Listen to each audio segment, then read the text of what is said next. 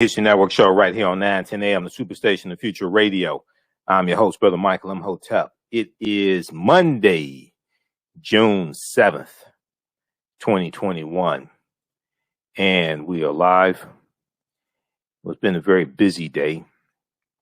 I was up late last night. We did a show last night.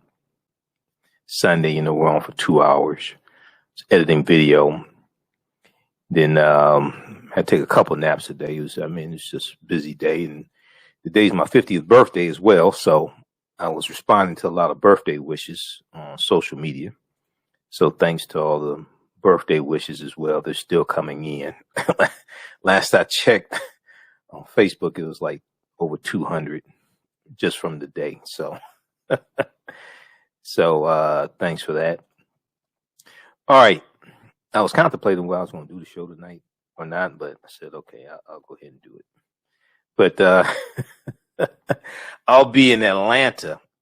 Speech from Arrested Development sent me a birthday wish, and I posted the flyer on our Facebook fan page, The African History Network, The African History Network, about Arrested Development performing in Atlanta at the Juneteenth Festival. Taking place Friday, June 18th through Sunday, June 20th, and I'll be there as well. I'm speaking that Saturday and Sunday. So you'll hear more about that as well. All right, so on today's show, we've been talking about critical race theory and the attack on critical race theory from conservatives, from the GOP.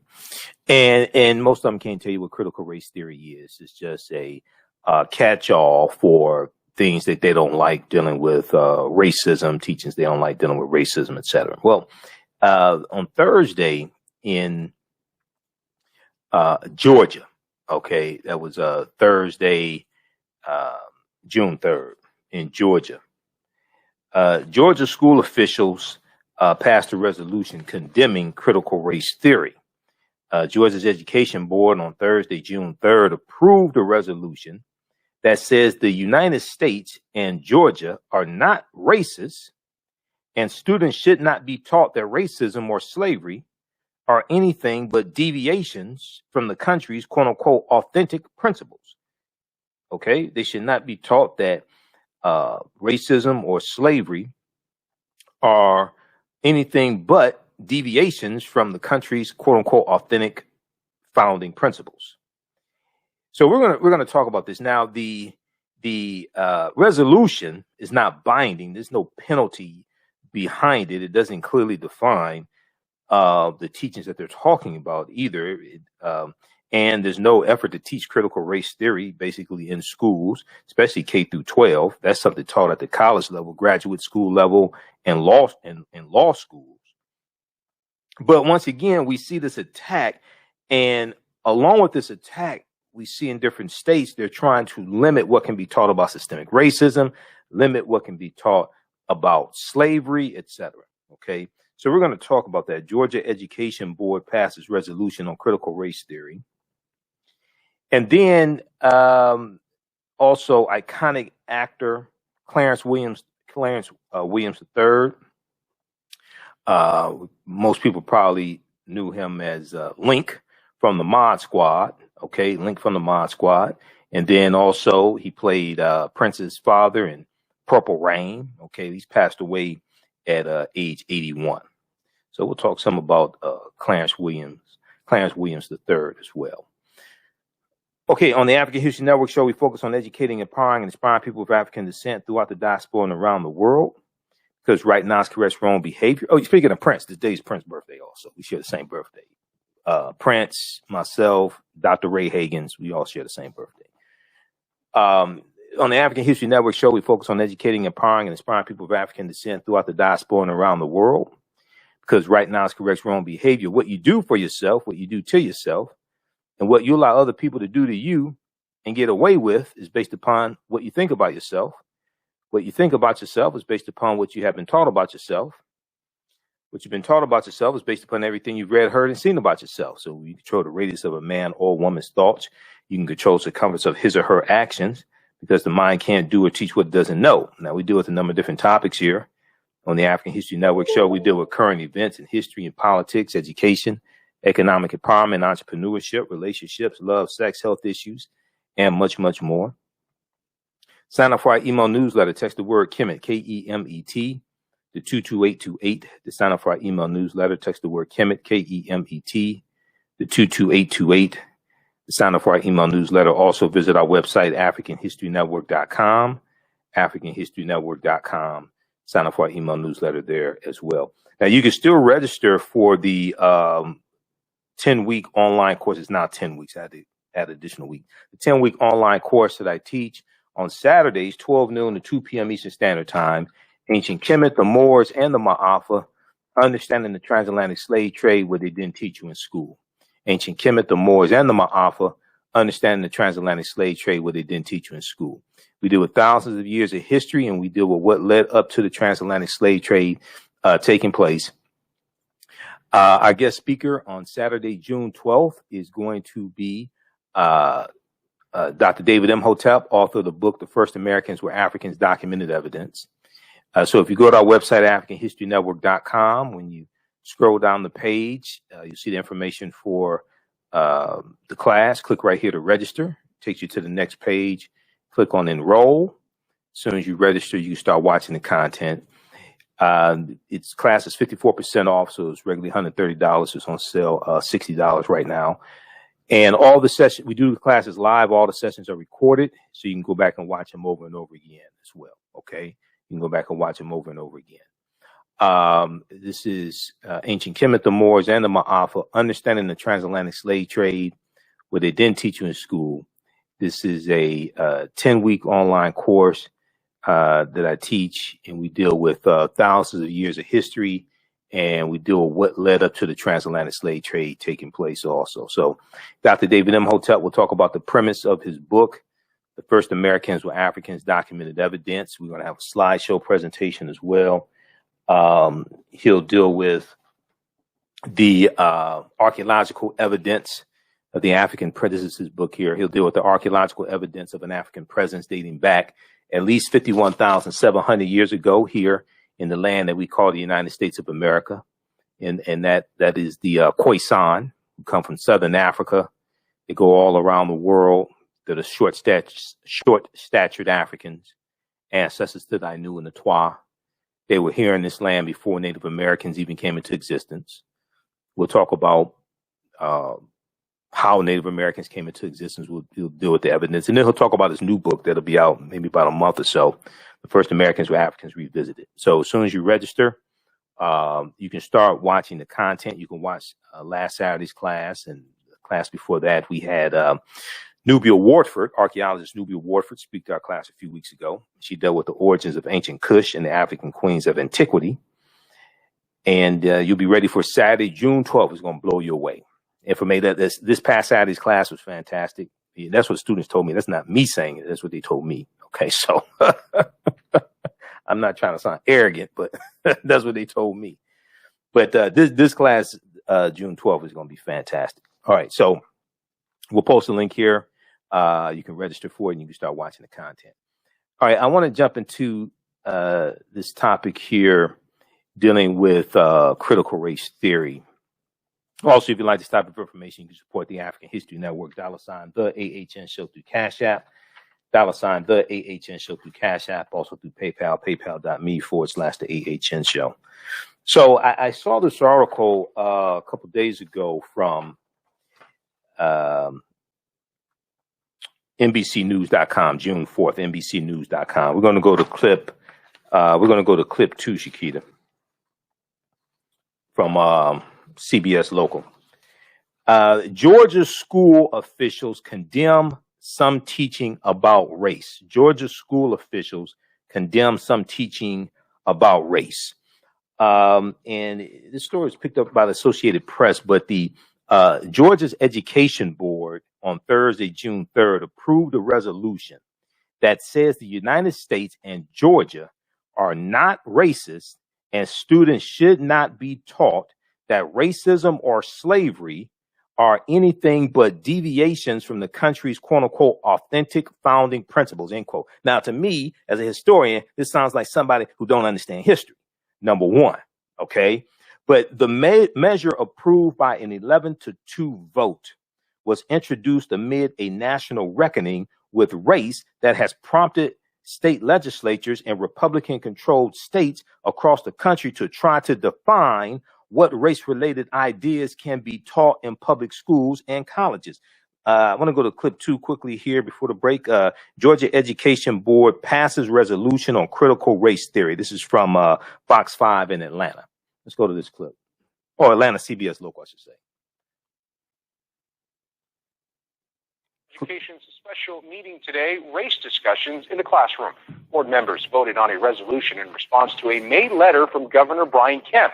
In it, he calls for critical race theory to not be taught in Georgia schools. CW69's Valencia Jones reports. The vote is 11 yeses and 2 noes. Members of the Georgia Board of Education passed a resolution joining several states and school systems looking to ban teaching on race. It is not the adoption of a board rule. This is the adoption of a resolution. This is in response to Governor Brian Kemp's letter urging the board to keep critical race theory out of Georgia's curriculums. Board members Leonte Benton and Kenneth Mason voted against it, saying the board should have discussed it first. The statement, when I read it, made me feel like I didn't belong because it excused the existence of racism. Those supporting the resolution say critical race theory is divisive. We are respecting equality. That means treating people like you'd like to be treated. Critical race theory is not about division or divisiveness. It's about democracy. Law professor Kendall Thomas co-wrote a book called Critical Race Theory, Key Writings That Founded the Movement in 1995. He worked with Kimberly Crenshaw, who founded the theory. It's about the systemic and the structural harms of colorblind racism, which is the face of racism in so much of America today. He has his own theory. Pause it right there, Shakita. Pause it right there. Pause it right there. Pause it right there. Okay. We'll continue this on the other side of the break. Do me a favor, just re-cue it back up, start from the beginning. We'll deal with this on the other side of the break. Georgia's school officials condemn some teaching about race, pass a resolution condemning critical race theory. Listen to the African History Network show right here on 910 AM Superstation, The Future Radio. I'm Michael Imhotep. We'll be back in a few minutes. Gain knowledge in minutes from insightful summaries of progressive and socially conscious books.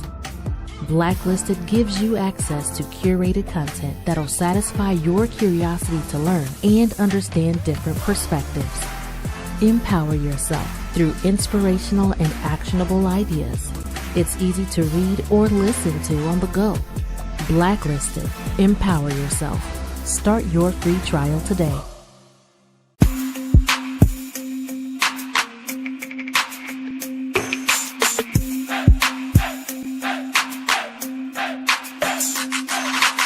Are you getting ready for fall or winter?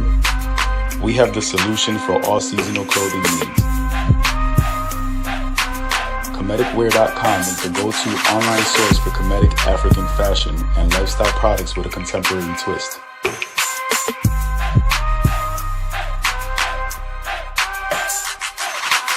We're committed to offering unique styles reflecting our African heritage.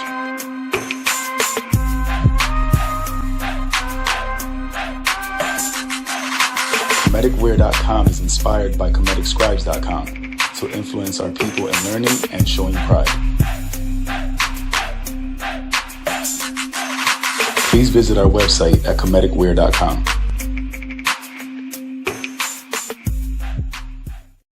We all know the cannabis industry is headed toward an uprise in the past decade. What happens when there is a brand that brings this uprise in a blow?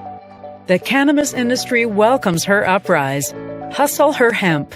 Delivering excellence with pride is her watchword, and how you choose to embrace it makes it a priority. From cultivating rich cannabis into exquisite and tastefully finished CBD products to delivery, Hustle Her Hemp leaves no stone unturned. Hustle Her Hemp's mission is to empower women of color by building business and creating legacies, uniting beauty, health, and business. We are a pure definition of how we want the CBD industry to become in the future. While we are redefining innovation, we bring the same energy to improving the quality of life. Hustle Her Hemp is the new uprise.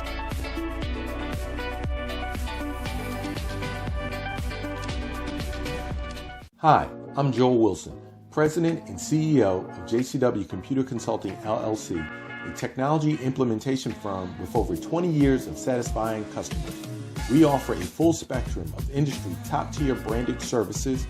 We are an authorized partner or reseller for Lenovo, Zoom, T-Mobile, Microsoft 365 and Surface tablets, Google Workspace, Acer, Asus, Samsung, PCmatic security software, and many more. Our online store features laptops, Chromebooks, computers, printers, accessories, and software. Businesses, take advantage of our free 1-hour Zoom tech consultation and know we offer top nationwide high-speed internet service providers, voice over IP, and cellular phone services. Home users, don't miss our current in-stock Chromebook inventory. Please visit us at jcwcc.com or call 215-879-6701. Digital Dandelion's Technical Solutions works with businesses like yours to create an operations manual for your business, which is something many businesses don't have. According to AARP, more than 30% of small business owners are over 50 years old. Many business owners want to retire by selling their businesses or by passing their businesses on to their children. However, according to Forbes Investment Advisors, many retiring owners' attempts to sell their businesses for retirement fail. You cannot sell your business without a business manual. Your children also cannot inherit your business because there is no way to run it. Your business does not have to die when you leave. Their business Bible products will give you the tools you need for a thriving business that can make you money even after you retire. Are you looking at increasing your business's annual revenue? Digital Dandelions can help you make at least $100,000 in annual revenue and expand your business. Speak with them today about solidifying your business. Visit digitaldandelions.com today and get a free 30-minute consultation. 910, the Superstation, Detroit's only African-American talk radio. Welcome back to the African History Network show right here on 910 AM, the Superstation, the Future Radio. Hey, I'm your host, Brother Michael Imhotep. It is Monday, June 7th, 2021. We are live. Those that know me, they know today's my birthday as well. It's also the birthday of Prince. Okay, probably that's one of the reasons why I'm a big Prince fan.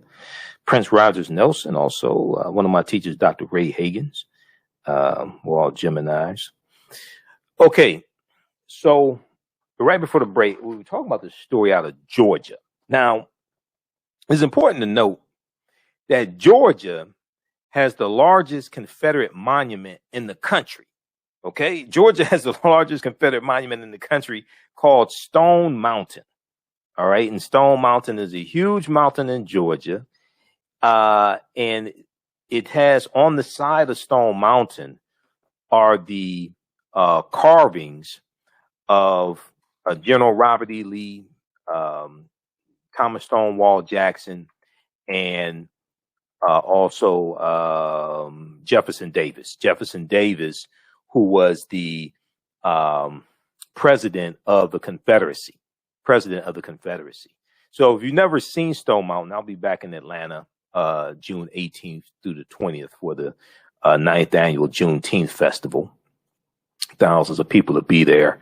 I'll be speaking Saturday and Sunday, 3 p.m. In the amphitheater, and then also have a vendor booth there all 3 days as well. Look at this article from SmithsonianMag.com. SmithsonianMag.com is the official website of Smithsonian Institute. Okay. What will happen to Stone Mountain, America's largest Confederate memorial? We'll go to the phone lines in just a minute. So Lori and Grace, stand by. Call-in number is 313-778-7600. 313-778-7600 is the call-in number. if you have a question or comment. Okay, so if you look at this article here, they show you, it says the Georgia landmark is a testament to the enduring legacy of white supremacy. They're talking about Stone Mountain. All right, this is what's on the side of Stone Mountain. It's a huge mountain, and carved in the side of it are you have the reliefs of General Robert E. Lee, Thomas Stonewall Jackson, and Jefferson Davis, all traitors to the Union, all slave owners. Okay, they all took up arms to defend the Confederacy against the Union, okay, to maintain slavery. So this is what's in Georgia right now. Okay, I'm not talking 1967, even though it was there in 1967. I'm talking, no, that's there right now, Stone Mountain. All right, so that gives you some idea of like the mindset, and we know Georgia is a former Confederate state as well. Okay, so that gives you some idea of the mindset that you're the framework that you're operating within. Okay, now so the measure was approved from Georgia's Education Board on Thursday, June 3rd. The measure was approved by an 11-2 vote and was introduced amid a national reckoning.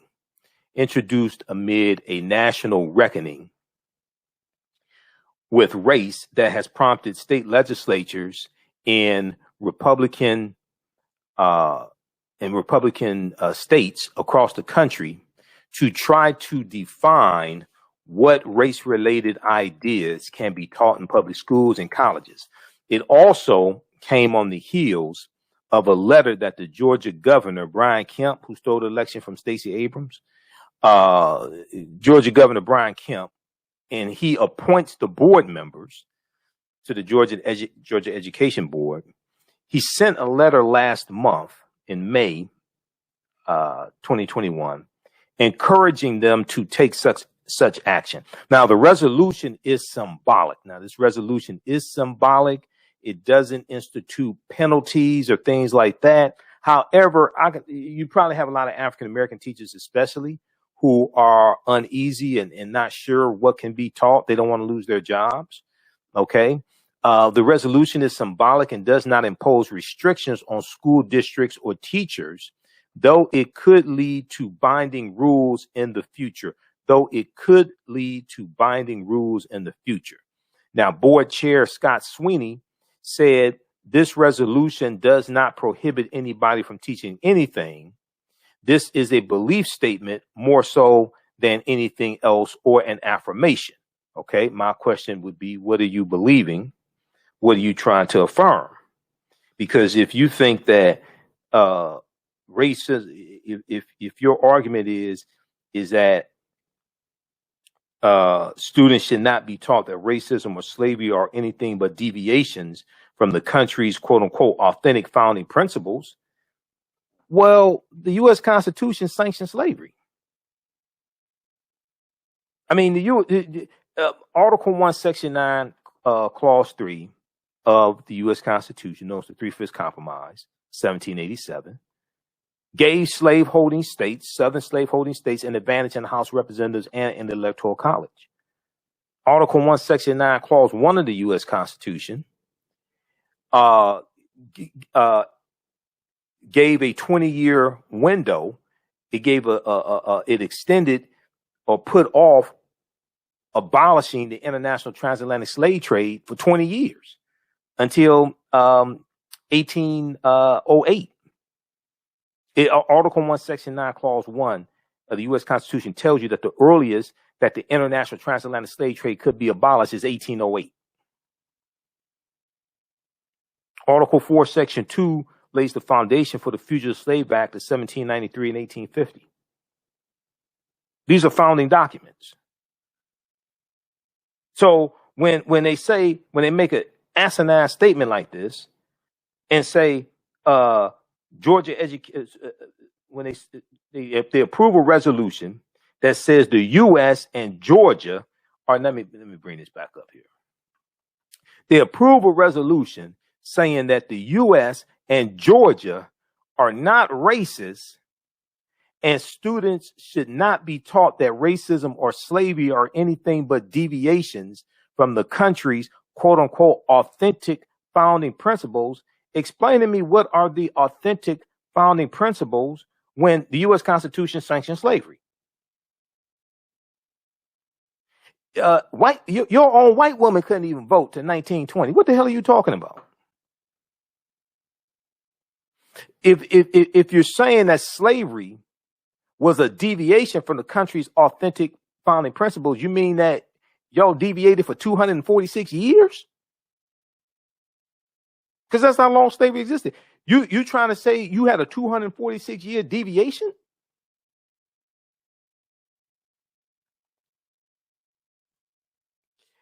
Shakira, let's go back to clip number 2. This is from Atlanta CBS affiliate there in Atlanta. Georgia Education Board passes resolution on critical race theory. Let's go back to this clip. Special meeting today, race discussions in the classroom. Board members voted on a resolution in response to a May letter from Governor Brian Kemp. In it, he calls for critical race theory to not be taught in Georgia schools. CW69's Valencia Jones reports. The vote is 11 yeses and 2 noes. Members of the Georgia Board of Education passed a resolution joining several states and school systems looking to ban teaching on race. It is not the adoption of a board rule. This is the adoption of a resolution. This is in response to Governor Brian Kemp's letter urging the board to keep critical race theory out of Georgia's curriculum. Board members Leontay Benton and Kenneth Mason voted against it, saying the board should have discussed it first. The statement, when I read it, made me feel like I didn't belong because it excused the existence of racism. Those supporting the resolution say critical race theory is divisive. We are respecting equality. That means treating people like you'd like to be treated. Critical race theory is not about division or divisiveness. It's about democracy. Law professor Kendall Thomas co-wrote a book called Critical Race Theory, Key Writings That Founded the Movement in 1995. He worked with Kimberly Crenshaw, who founded the theory. It's about the systemic and the structural harms of colorblind racism, which is the face of racism in so much of America today. He has his own theory about those who oppose it. The folks behind the attacks on critical race theory know that if they can stoke racial fear and distrust, they can prevent the emergence of the diverse, multi-generational, multiracial movement. A 2019 U.S. Census report shows Georgia ranks 34th in the country in public education funding.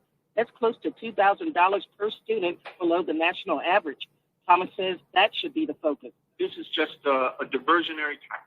Chairman Scott Sweeney says next the board will have conversations on what types of rules to consider. In Atlanta, Valencia Jones, CW69 News. Okay, so that was CW69, CBS affiliate there in Atlanta, Valencia Jones reporting for CW69. Okay, so very good reporting there. Georgia ranks 34th in the country in education. And this is what you're focused on. Georgia ranks 34th in the country in education, and this is what you're focused on. See, what you have here is you have a lot of white people who fear teaching about the history of slavery, teaching about systemic racism, etc. And the reason why is because now when this information is taught, it's not designed to make white people feel guilty, but some of them are going to feel guilty because it's an indictment on what their grandfathers have, what some of their grandfathers have done, and some of their fathers, and maybe what some of them may be doing at the same time. And we saw this play out last week with the 100th commemoration of the Tulsa Race Massacre. Because you had, we dealt with the story here where Governor G.T. Bynum, the governor of Tulsa, Republican, white male Republican, the research was done, and his family owned collectively 931 slaves going back to 1665. His family accumulated wealth over decades. He comes from a wealthy family. He has a number of mayors that come from his family as well. And, you know, Tiffany Cross from the Cross Connection on MSNBC, she interviewed him. And, you know, he's against reparations. He's against reparations for the descendants of the survivors of the Tulsa Race Massacre. He's against reparations for slavery. But you are the beneficiary of slavery. Now, we're not blaming you for what your ancestors did. You don't have control over what your ancestors did. But GT, you benefit from that. So how is it that your ancestors owned 931 slaves, but you're against reparations for slavery? And they accumulated wealth off of the exploitation of African people. So when you have these conversations, it can get uncomfortable because some people feel guilty because they know what has happened is wrong. Now, you don't teach this history to make people feel guilty. But, you know, as I said, I think it was last week, you know, a magician doesn't show you how to do his magic tricks or her magic tricks because otherwise they can't keep tricking you. A magician doesn't show you how to do their magic tricks. They don't show you how to do the magic trick because they can't keep tricking you. They don't want this real history taught, because then when you start seeing how the laws and policies are used to oppress people, then you'll understand what to target to correct, what to target to change. And they want to keep things the way they are. They want to keep the status quo because they benefit from it. Racism is a system of advantage and privilege distributed based upon race, which comes out of the ideology of European white supremacy. Racism occurs when one race of people control the majority of the wealth, power, resources, benefits, privileges, land, access to education, access to opportunity, media, marketing, jobs, etc., healthcare, and they use this to marginalize, subordinate, and do harm to another race of people. So they'll talk about a colorblind society because they know it's not going to happen. They want to keep things the way that they are because it benefits them. Many of them, not all white people think like that, but a lot of them do. A lot of the ones in power do. Not all the ones in power, but a lot of them, enough of them. You get the whole white nationalist party called the GOP, the Republicans, the whole white nationalist party. Look at their policies. The white nationalist party, the QAnon white nationalist party. Okay. Let's go to the phone lines quickly here. Let's go to, we've got Lori, line 1. Hey, Lori, welcome to the African History Network show. Thanks for holding. Tell us where you're calling from, Lori. Oh, yeah. Hi, Mike. I'm calling from Detroit. Thanks for taking my call. I just wanted to wish you a happy birthday. Oh, thanks. And, this is my first time calling, a long time listener. Oh, okay. All right. Enjoy your show. I really enjoy your show, and keep up the good work. Oh, all right. Thanks, Lori. Thanks for calling in. Thanks for holding. All right. No problem. Keep listening. Okay. Keep listening. All right. Let's go to line 2. Let's go to Grace. Hey, Grace, welcome to the African History Network show. Tell us where you're calling from, Grace. Thanks for holding. I'm in the Detroit metropolitan area. I truly thank you, and I want to say happy anniversary of your birth. And I thank your parents because it is absolutely a joy to hear you spill and build your knowledge. Why would we want to deny our children, brown children, that? I can't even stand for that. Anybody of color would want our children to know that. That should be that is value. You are a jewel and a tool. Listen, bless your parents. Bless your parents. Oh, thank you. Thank you. I get so refreshed to hear you. I listen to you all the time after work when I'm driving in the car. I'm in the car now. Okay. It is absolutely refreshing. Thanks. But let me say this quickly here. This type of history, this information has to be taught to all school children, not just non-white school children. White students have to have this information as well. Okay, so it has to be taught to all. It has to be taught to all children. Yep, but go ahead. There's no reason to suppress it. No reason whatsoever, because they don't want the truth being told, and it needs to be told because it was wrong. That needs to be corrected, and it is absolutely asinine to suppress this information. And I would like to know the makeup on that board as far as diversity. Well, there were only two African Americans on the board. There were only two African Americans. It was only two African Americans. They voted no against the resolution. It is absolutely something needs to be done. I guess groups of us know what we need to do, but collectively we need to be on the same page because we cannot allow this to happen. I was a very conscious child at 10. My grandparents would have it any other way. I grew up being conscious. And my young king that I'm raising in my household is conscious. And he's 19 years of age, attending college, graduating top of his class. I will not let a day go by to let him know what I know. Right. He will not be suppressed with information. And I'm normally he's around this time, but you are a jewel. Oh my goodness, it's refreshing to hear thank you. Your knowledge and the way that you feel it and the way to do it. Thanks. Bless your parents. Oh my goodness. All right, thanks, Grace. Very, very proud of you. Wow. And continue your journey and happy 50th. Yes. And I'm blessing you with 60 more right off. Okay. You got it. All right, thanks, Grace. Thank you. Appreciate it. Okay, keep listening. Thank you. And also, if you all want me to do a presentation for your group or organization, email me at AHNShow@AfricanHistoryNetwork.com. AHNShow@AfricanHistoryNetwork.com. You want me to do a presentation for a group or organization as well. I'll be speaking. I'm in Atlanta, Friday, June 18th through Sunday, June 20th for the Juneteenth Festival. The 9th annual Juneteenth Festival. I'll be speaking there. Arrested Development is performing. Speech from Arrested Development will be there. Co-founder of Arrested Development. Songs like Tennessee and People Every Day, Everyday People. They'll be performing. I'll be speaking Saturday and Sunday, 3 p.m. to 4 p.m. in the amphitheater. So visit JuneteenthATL.com, JuneteenthATL.com for more information. And we'll put this on our website, AfricanHistoryNetwork.com, as well. I've been posting about it on our social media platforms, but I got to get this up on our website as well. Okay. Now, we're going to go to clip 3, Shakita, but I want to show you something here. Here's the article from CBS Local, because I looked at some local affiliates, some local news sources on this there in Atlanta.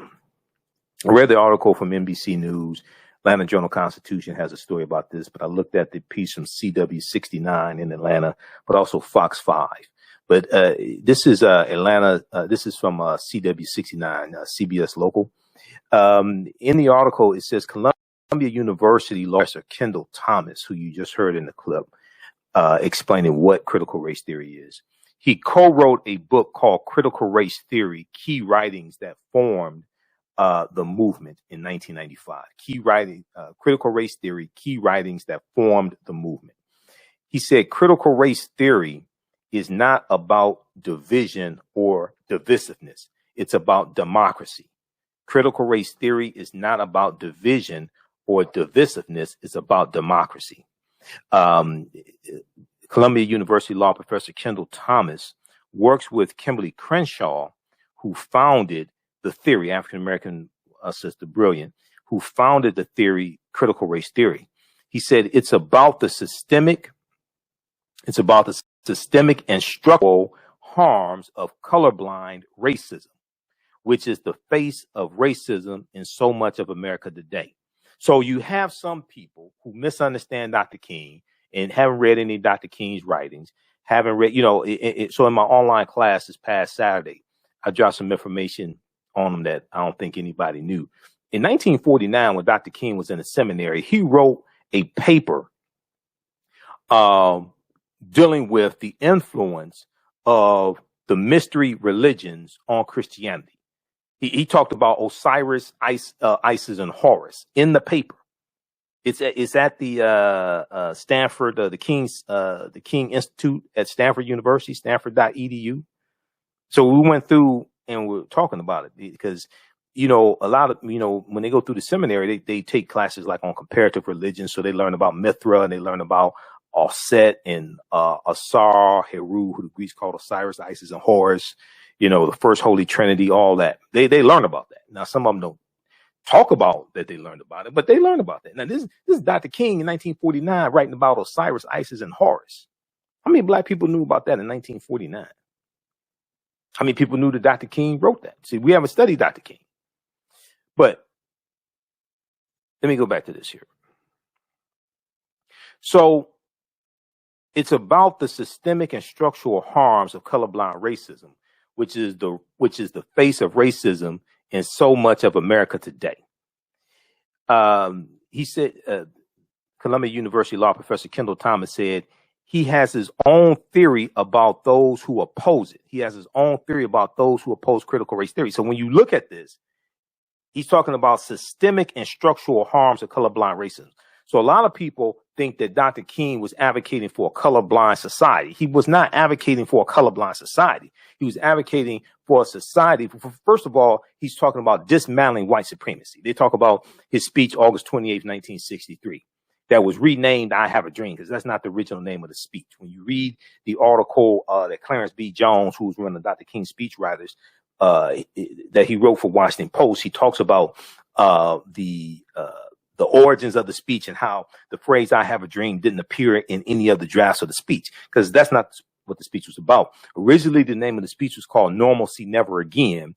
Then the name of the speech was changed to A Canceled Check, because Dr. King is talking about, when you read the entire speech, okay, not just the last 2 or 3 minutes after Mahalia Jackson says, tell him about the dream, Martin, tell him about the dream. And then he shifts and starts talking about the dream of the beloved community. But that is after you dismantle white supremacy and racism.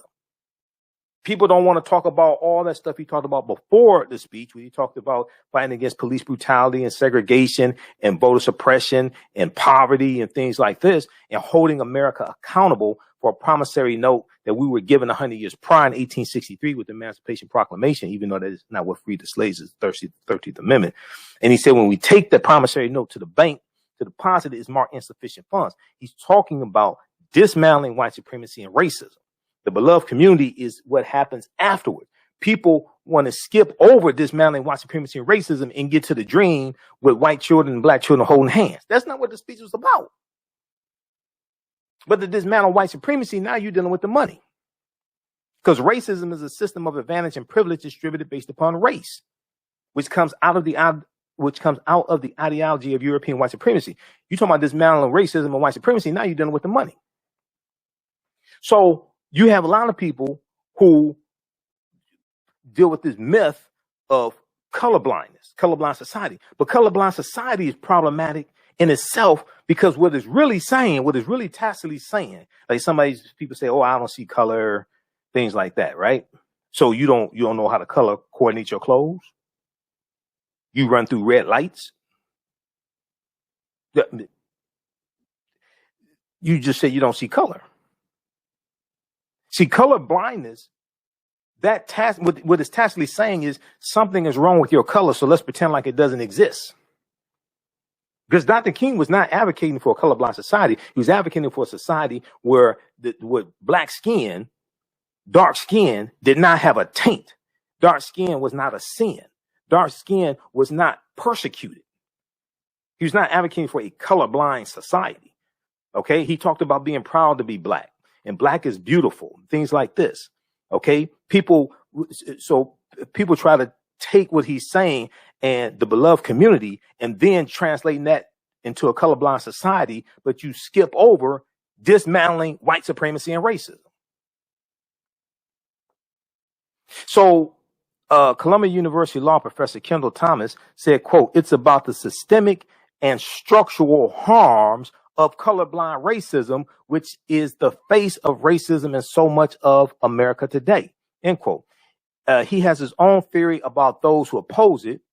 He said, quote, the folks behind the attacks on critical race theory know that if they can stoke racial fear and district, they can prevent the emergence of the diverse, multi-generational, multiracial movement. He said, referring to last year's 2020 movements that formed following the killings of George Floyd and others. Okay, because one of the biggest fears is the power structure has always had is if poor white people and poor African Americans and poor Hispanics and all them all unite, okay, all unite against, because they all have a common enemy. That has always been a fear, because when you study Fred Hampton was uniting poor white people with poor African Americans and poor Hispanics and things like this, and he was looked at as a threat by J. Edgar Hoover. Okay, so read this article. Now, this is from CBS Local, CW69. Georgia Education Board passes resolution on critical race theory. This is from June 4th, 2021. All right, now let's look at, we're going to go to clip 3 here. This is from Fox 5 Atlanta. Shakita, Georgia Board of Education speaks on critical race theory. Let's go to this clip. Joining the heated debate on critical race theory in classrooms. The board passed a resolution in opposition to teaching CRT in Georgia. And tonight, as Fox 5's Rob DiRienzo explains, the new question is, what now? The State Board of Education's decision to speak out against critical race theory earned the praise of Governor Brian Kemp and Attorney General Chris Carr. We're taking a closer look at the specific language of that resolution and what it means for public schools in your community. It's, at this point, trying to solve a problem that isn't a problem. Lisa Morgan, president of an advocacy group for teachers in Georgia, argues the move by the State Board of Education wasn't based on anything being taught in public school classrooms. Critical race theory, which examines how racial division intersects with many of the country's institutions, has become a hot-button topic in recent weeks. Someone heard something and they think it might eventually happen, so they're going to have a big furor over it now. The resolution, which passed 11-2 in the State Board of Ed on Thursday, says anything that makes a student feel guilty on the basis of their race will stay out of the classroom. What we have seen so far is, I think, an attempt to make a boogeyman out of a theory that is both not being taught and that at best would allow us to kind of introspect and figure out what stories are not being told. But the resolution doesn't explicitly ban anything, and nothing in it is binding. The chairman of the State Board of Education said in a statement, no action is required by school districts in response to the resolution. Currently, no resolution-related proposed rule is up for consideration. He added that changes to the rules would require a committee discussion, then a 30-day period before the board votes on it. It became a buzzword, and then all of a sudden everybody's against this buzzword, and nobody's really sitting down to do some reading to understand what they are talking about, and everybody just, we got to stop this. Well, the resolution says the board seeks to ban any political ideology in the classroom. Gwinnett County's Board of Ed chairman argues that's exactly its intent. Restricting those stories is itself a political agenda. We followed up with the State Board of Ed chair asking if there's any specific instance of critical race theory being taught in Georgia's public classrooms that led to them passing this. He didn't respond. Several groups opposed to the resolution say that if any of these changes become official, they're going to take it to court. In Atlanta, Rob DiRienzo, Fox 5 News. Okay. All right. Thanks. That's from Fox 5 Atlanta. That's from May 18th. That's from June 7th. That's from June 7th. Fox 5 Atlanta. Georgia Board of Education speaks on critical race theory. Okay, Fox 5 Atlanta. We've talked about this article here a number of times, and this has the seeds of the fight against critical race theory. This is from NBC News. How Trump ignited the fight over critical race theory in schools. How Trump ignited the fight over critical race theory in schools. This is from May 10th. 2021. Read this article also. And if you like this type of information, you want to support the African History Network, you can do so through Cash App, $ TheAHNShow through Cash App, $ TheAHNShow through Cash App. Also through PayPal, paypal.me/TheAHNShow.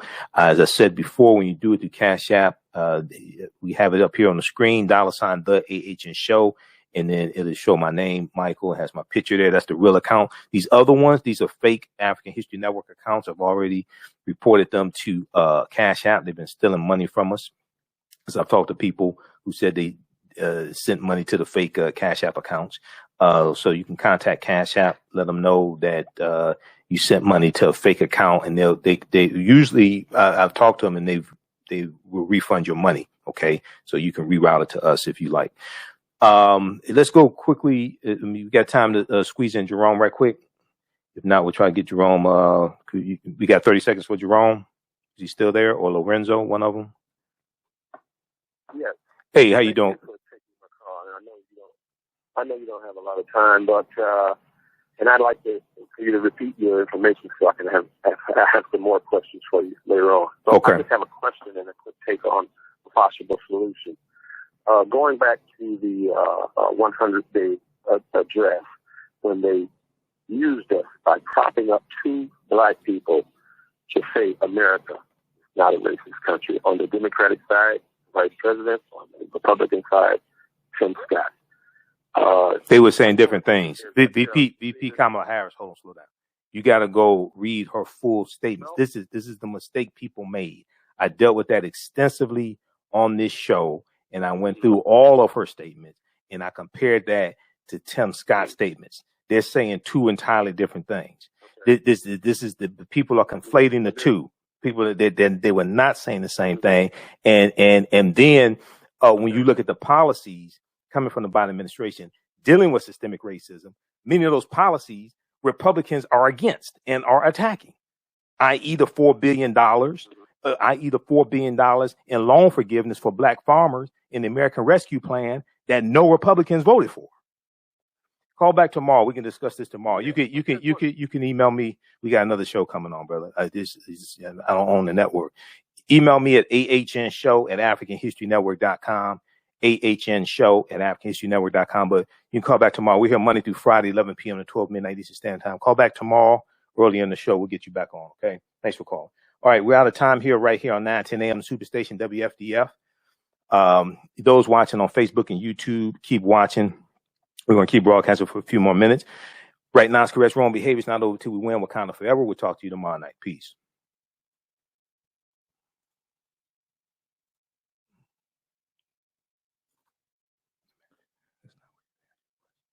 All right, stand by, everybody. Okay, let's keep going.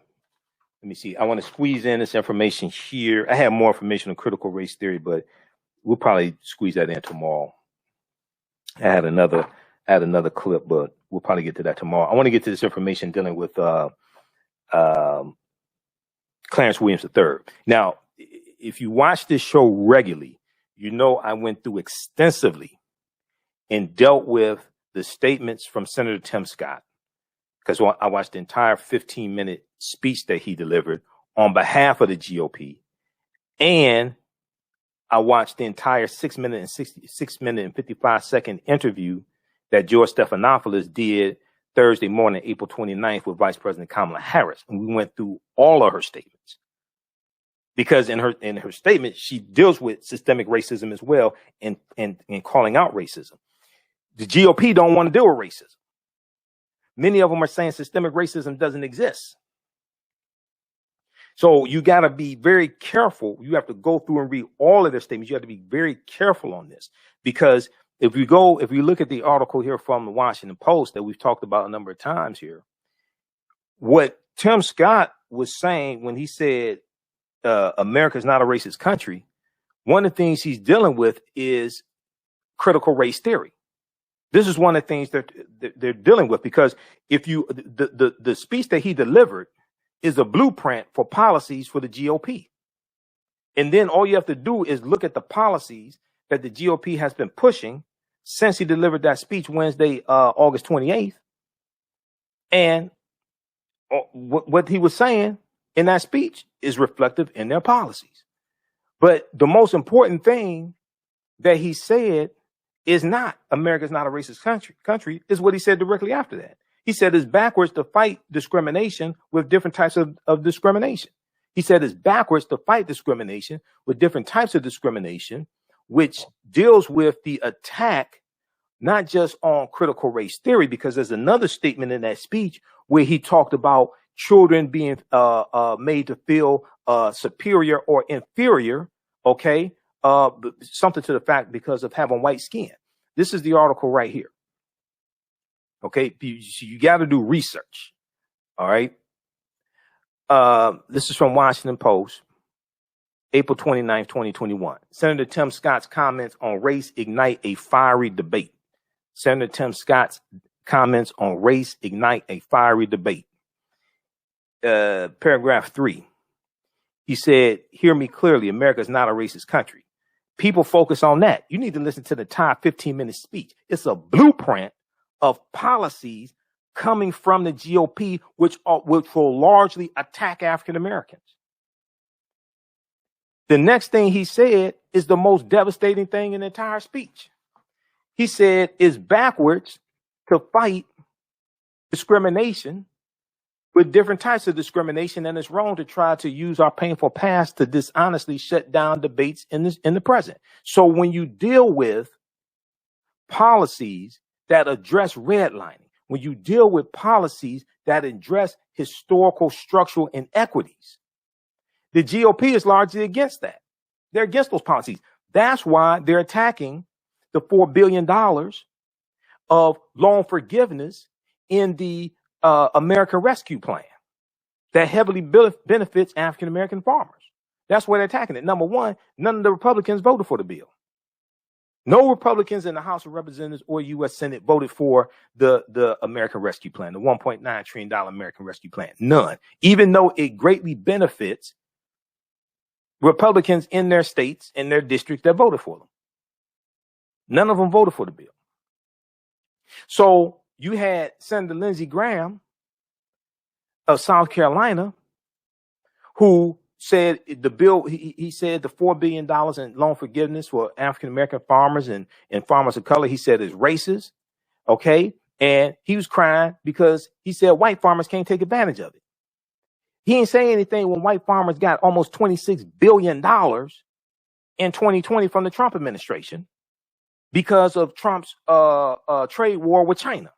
And African-American farmers only got 1/10 of 1%. They got 20.8 million. Lindsey Graham wasn't crying about that. So you got to read past headlines and read past the first paragraphs or second paragraphs in articles. Okay. When you deal with interviews, you have to listen to the entire interview.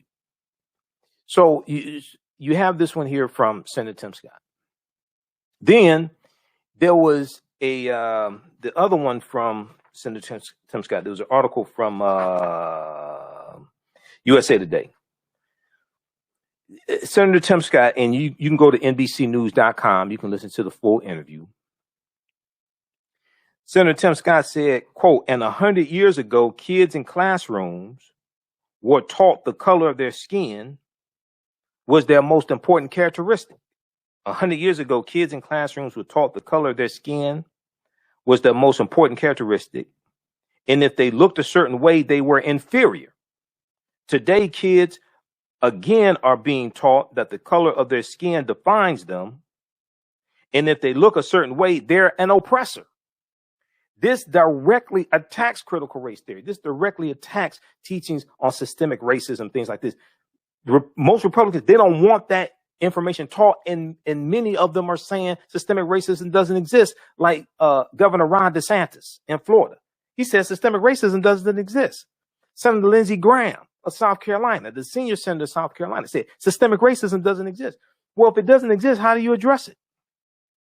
If it's laws and policies that maldistributed wealth, power, resources into the hands of Europeans, how do you correct the laws and policies if then you call the remedy, the policies that you put in place, if you call that racist, how do you correct it?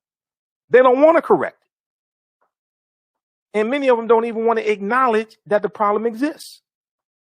Then you look at the George Floyd Justice and Policing Act. And people are asking, what's the holdup? Okay, well, why don't you ask Republicans? It passed the House of Representatives March 3rd, 2021 by a vote of 220 to 212. No Republicans in the House of Representatives voted for the George Floyd Justice and Policing Act. None. The only people that voted for the bill are Democrats. I'm neither Democrat nor Republican, but I'm not stupid. I can see who consistently votes against policies and bills that benefit us. And I can see who consistently votes for policies and bills that are beneficial to us. No Republicans in the House of Representatives. 212 voted no on the George Floyd Justice and Policing Act after saying, what happened to George Floyd is so bad and Derek Chauvin was wrong and all this stuff. None of them voted for the bill. So what you see is they don't want to institute policies that really correct the structural inequities in general. You may have one Republican here or there that will defect, but that's rare. Didn't happen with the American Rescue Plan. None of them voted for that. None of them voted for the American Rescue Plan in the House or the Senate. All right. So we have that. So go research that. The other thing, everybody wants to talk about reparations, right? HR 40, well, whatever the hell reparations bill you want to talk about. How many Republicans support reparations? Because when you look at HR 40 in the House of Representatives, it doesn't have 218 votes to pass the House. It doesn't have enough votes to pass the House. But the only people that support HR 40 in the House of Representatives are Democrats. It has about 188 votes in the House. No Republicans are voting for HR 40. No Republicans support HR 40. I'm neither Democrat nor Republican, but I ain't stupid. I can see who keeps attacking and blocking policies and bills that are beneficial to us. Now, some Democrats I have problems with. Senator Joe Manchin of West Virginia. But at the same time, let's be clear. Some people say, Senator Joe Manchin should go ahead and switch over to the Republicans. Okay, now you do realize if Joe Manchin said he's switching and becoming a Republican, you do realize that means there'll be 51 Republicans in the Senate and 49 Democrats, and Mitch McConnell will be back in control of the Senate, and McConnell will shut down all this stuff. If Joe Manchin switches and becomes a Republican, Republicans will be back in control of the Senate, and McConnell will shut all this stuff down. You won't be able to get anything passed. Not of any real significance. And any federal judges, he's going to try to block that because McConnell has already said he's 100% focused on blocking Biden's agenda. McConnell's already said that. Now, Joe Manchin said he's not going to become a Republican. He has no intentions of becoming a Republican. He's not going to do that. But for people who say, he should just become a Republican, I disagree with a lot of Joe Manchin's politics. But damn, don't become a Republican. Don't switch over to the Republicans because that's going to be even worse. What has to happen in the midterm election? Now, Joe Manchin should be pressured. There was an article that we posted today from news1.com. And I haven't had a chance to talk a whole lot about Joe Manchin's op-ed article. But there was one from news1.com, and Joe Manchin contradicts himself. He's trying to hold on to this concept of bipartisanship in the Senate that largely doesn't exist today.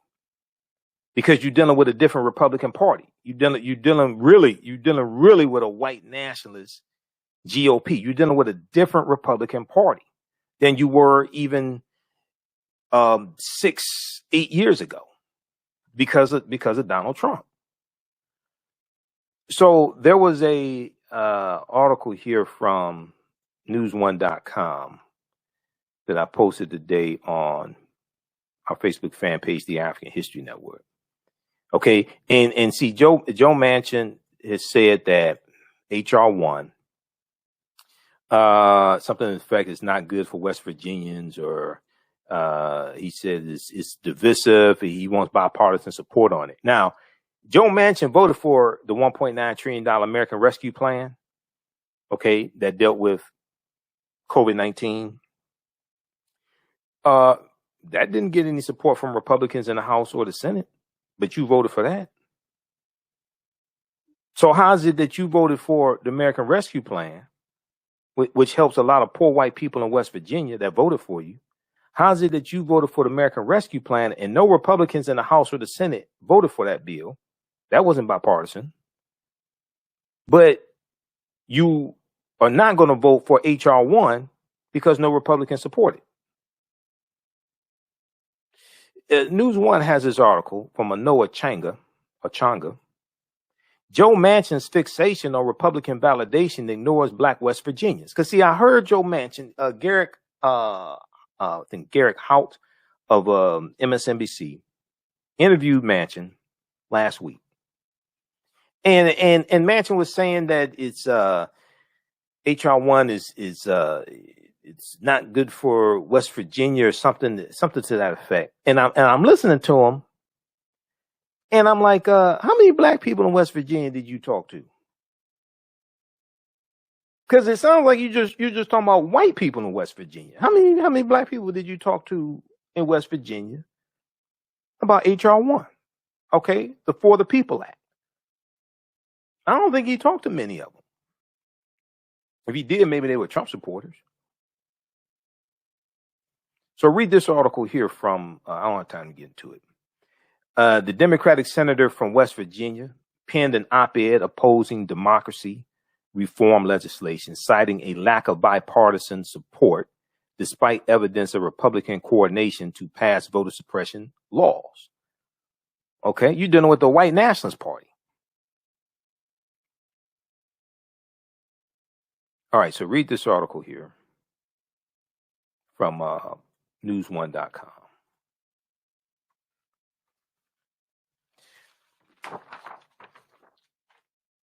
Okay.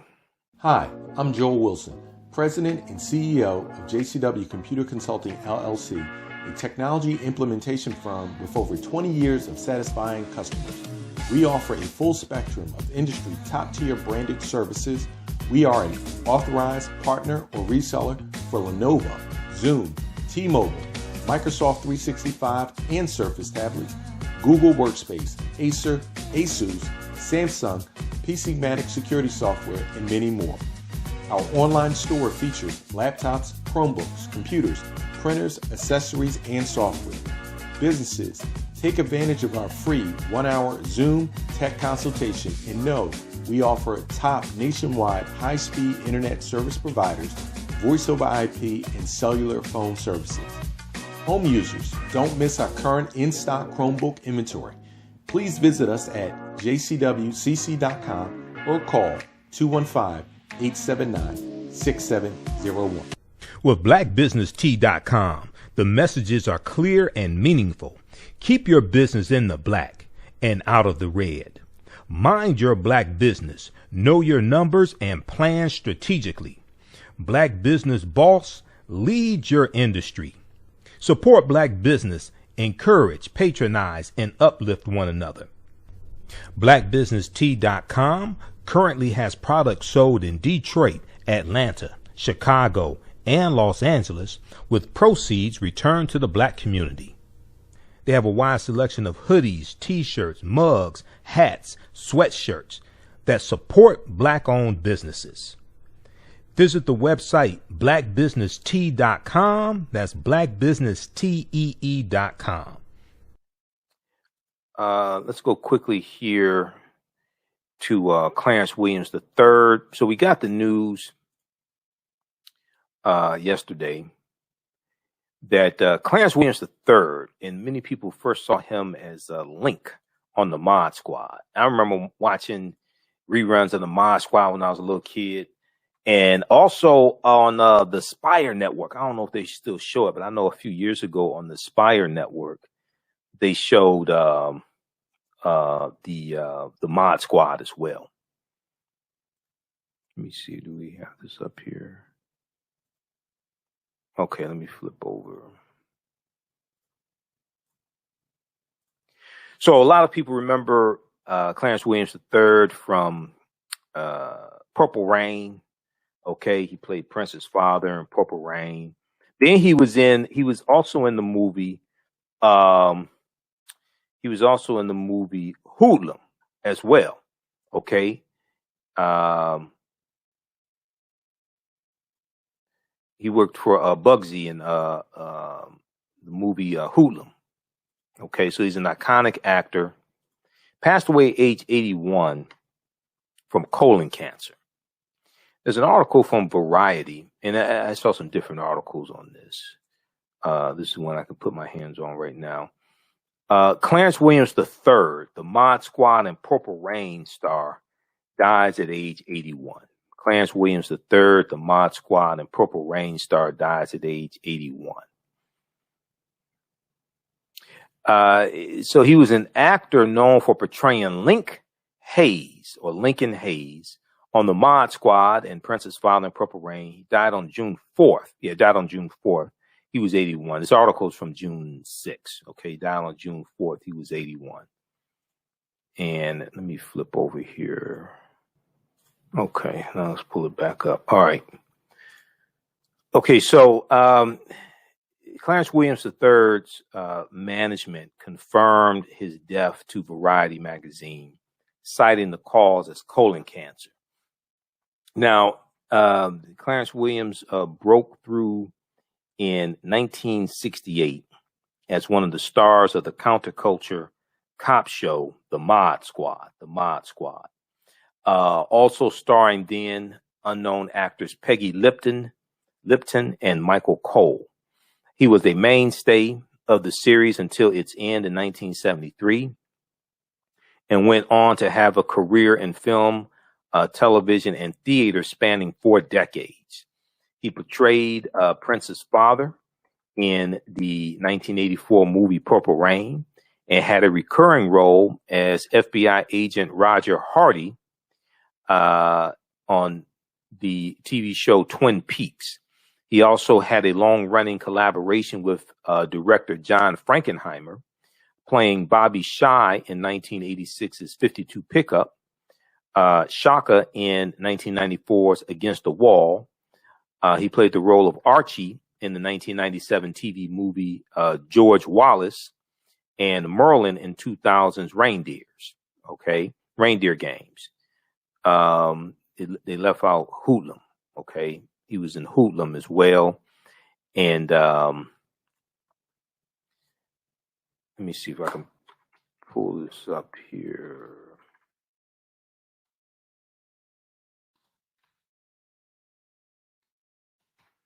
Let me look at the credits for Hoodlum.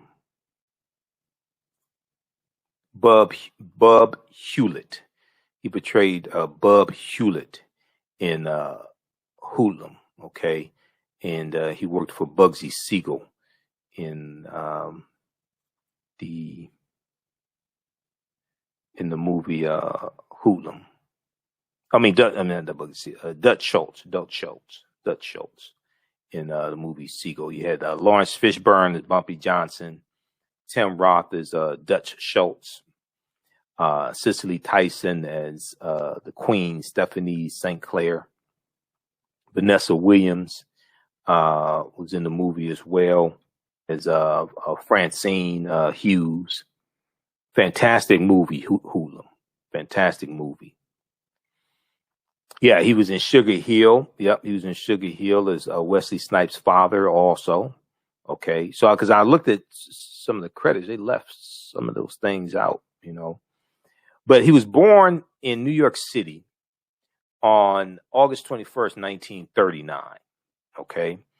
Clarence Williams III began his career in acting on stage in Dark of the Moon in 1957, directed by Vinette Carroll.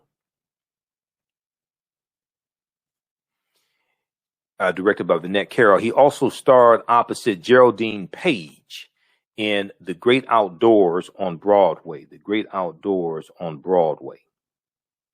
In 1965, Clarence Williams III earned a Tony nomination and Theater World Award for his starring performance in Slow Dance on the Killing Ground.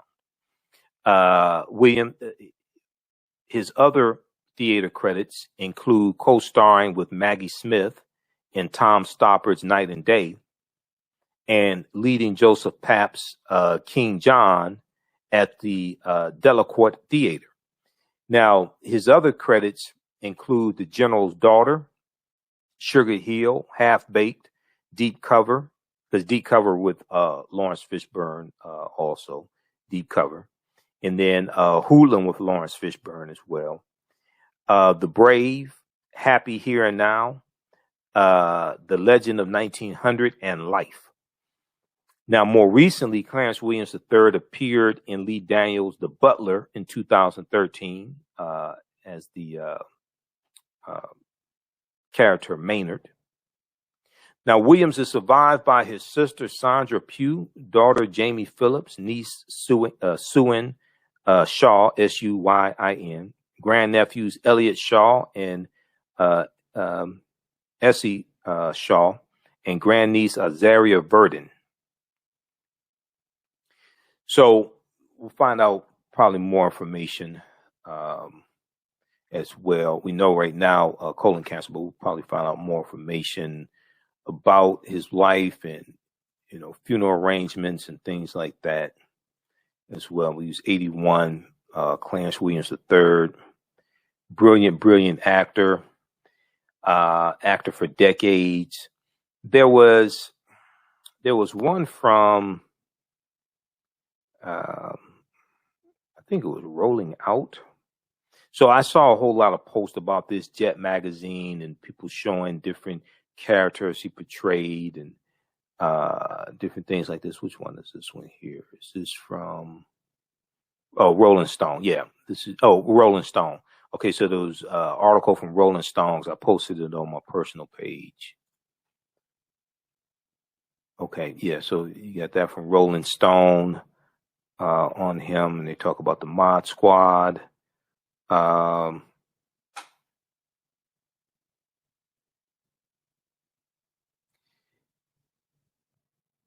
Let's see. Okay, so if we look at this article here from RollingStone.com, Rolling Stone magazine, Mod Squad broke new ground. Living Color's Vernon Reid tweeted Sunday. Okay, and this is. Let me pull this up here. Okay, so this is Vernon Reid from Living Color. Living Color, the black heavy metal band that gained prominence in the 1980s. They had a song called Cult of Personality. I think I still have their CD. I got it when I was in high school. Vernon Reid posted broke new ground. Clarence Williams III broke new ground. You can draw a direct line from Clarence Williams III to both Denzel and Idris, Denzel Washington and Idris Elba. Let's flip over to this tweet here.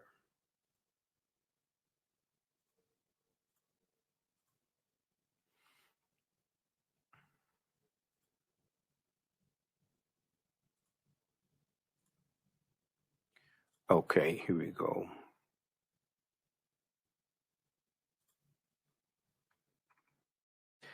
Okay, Mod Squad. So Vernon Reid of Living Color said Mod Squad broke new ground. Clarence Williams III broke new ground. You can draw a direct line from Clarence Williams III to both Denzel Washington and Idris Elba. It's his moody running through the Kid in Purple Rain. That's the furnace of his pain and genius, rest in power link.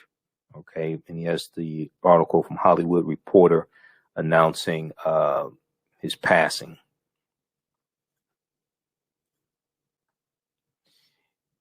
Now, if we look at, I want to go back to the article from Rolling Stone.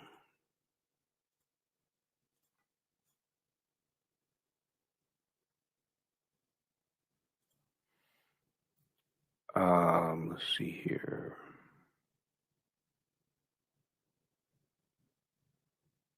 Now, Clarence Williams III told the Los Angeles Times in 1995, he said, quote, "It was very difficult it was a very difficult role for an African American and a wonderful lead character that a lot of youngsters, black and white, and principally African American youngsters, could identify with. Okay, so he was talking about, I think, as Link in the Mod Squad. He said, I got so much feedback from that show even now, and it's almost 30 years old. This is from the article from Rolling Stone magazine. Clarence Williams III, the Mod Squad, and Purple Rain actor, dead at 81. Actor also appeared in Half-Baked, Deep Cover, Twin Peaks, and Tales from the Hood. This is from RollingStone.com, June 6, 2021. There's a picture of him from the Mod Squad.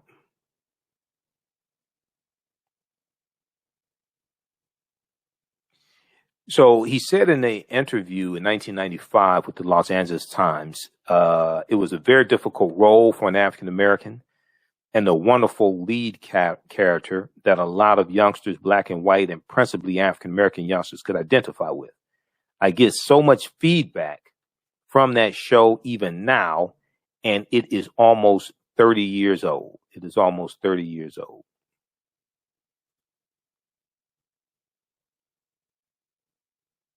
Now, over a decade after the Mod Squad ended in 1973, over a decade after the Mod Squad ended in 1973, Clarence Williams, who left Hollywood to return to the stage, made his big screen debut as the kid's troubled, abusive father in Purple Rain. Prince himself recruited Clarence Williams to portray his father in the 1984 autobiographical film. Clarence Williams III told the Los Angeles Times of working on Purple Rain. He said, quote, there was an acoustic guitar. There was an acoustic guitar laying on the set, and Prince was sitting on the floor, just staring off into space. And I guess he was going through the same process I was going through, thinking about what we had shot. He picked up the guitar and started doodling. I had my eyes closed and I was leaning back in the chair, and I thought about Jimi Hendrix. I mean, he was hitting some chords and the sound stage was absolutely quiet. It was just a wonderful, wonderful experience.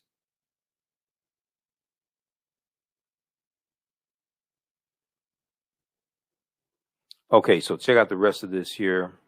Check out the rest of this article. This is from RollingStone.com.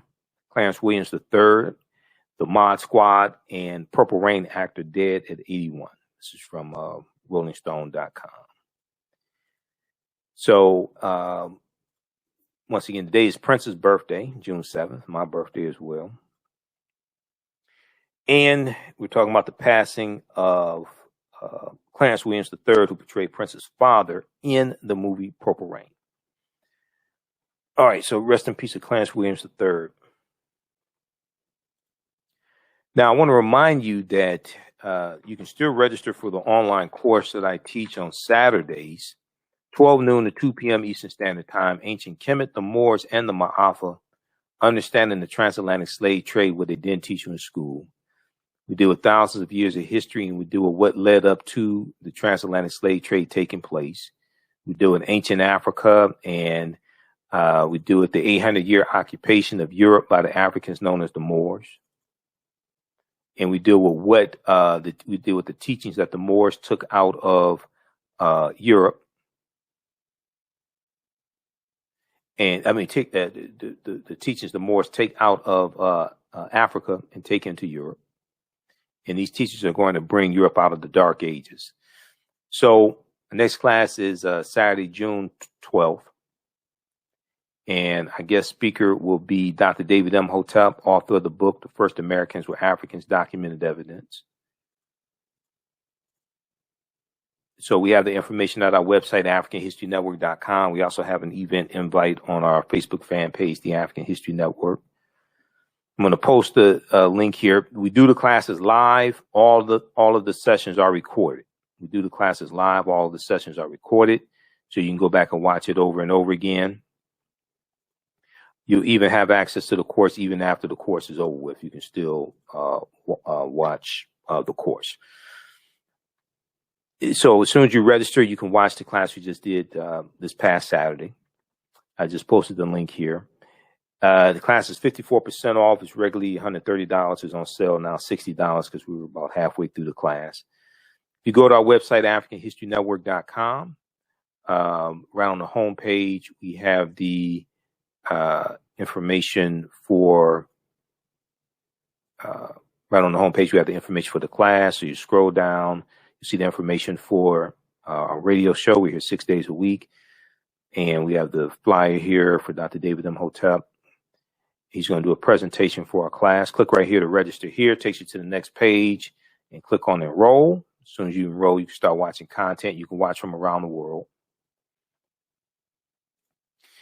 Also, you can support the African History Network through Cash App, $ TheAHNShow through Cash App, or through PayPal, paypal.me/TheAHNShow.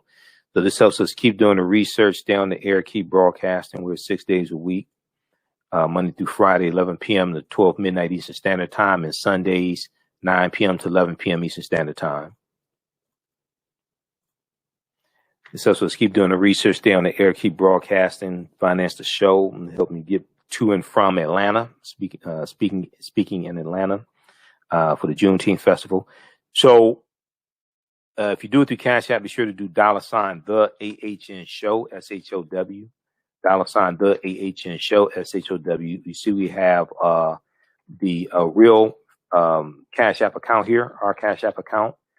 And then you see the fake ones here, and you see they're not mine. So mine, it has my name, Michael, shows my picture, and it says $ TheAHNShow. That's our actual Cash App tag. The other ones have variations of our Cash App tag, but it's not the same thing.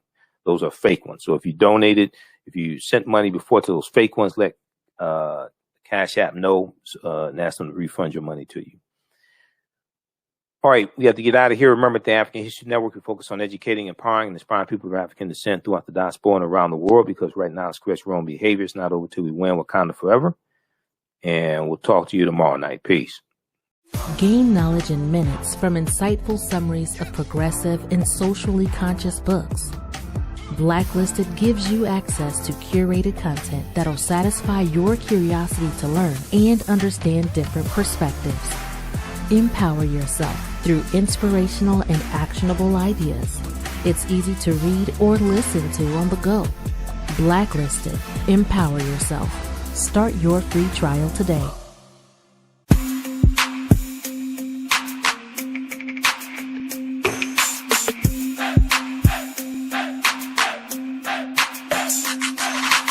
Are you getting ready for fall or winter? We have the solution for all seasonal clothing needs. ComedicWear.com is the go-to online source for Comedic African fashion and lifestyle products with a contemporary twist.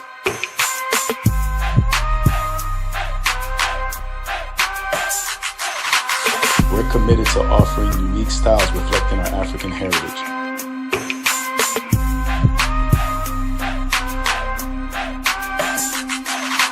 ComedicWear.com is inspired by ComedicScribes.com to influence our people in learning and showing pride.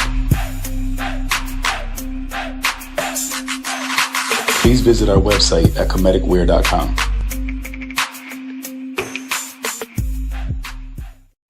We all know the cannabis industry is headed toward an uprise in the past decade. What happens when there is a brand that brings this uprise in a blow? The cannabis industry welcomes her uprise. Hustle her hemp. Delivering excellence with pride is her watchword, and how you choose to embrace it makes it a priority. From cultivating rich cannabis into exquisite and tastefully finished CBD products to delivery, Hustler Hemp leaves no stone unturned. Hustle Her Hemp's mission is to empower women of color by building business and creating legacies, uniting beauty, health, and business. We are a pure definition of how we want the CBD industry to become in the future. While we are redefining innovation, we bring the same energy to improving the quality of life. Hustle Her Hemp is the new Uprise.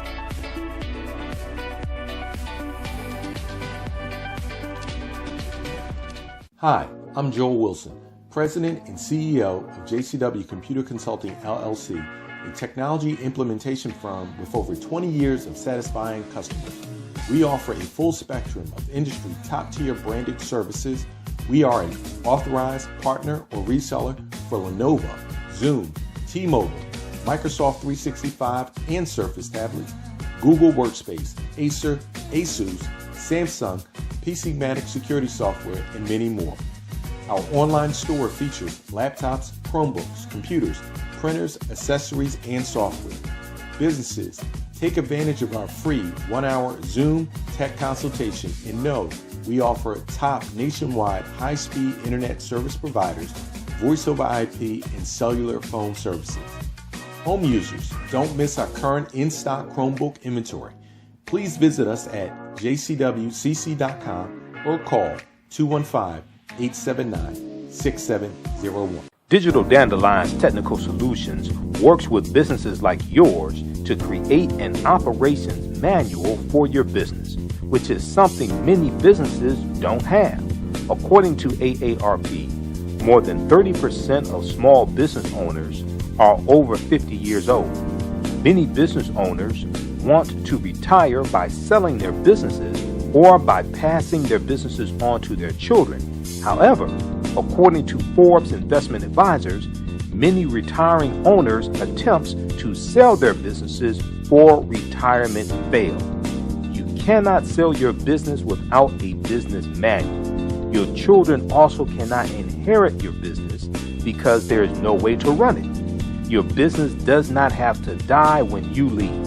Their business Bible products will give you the tools you need for a thriving business that can make you money even after you retire.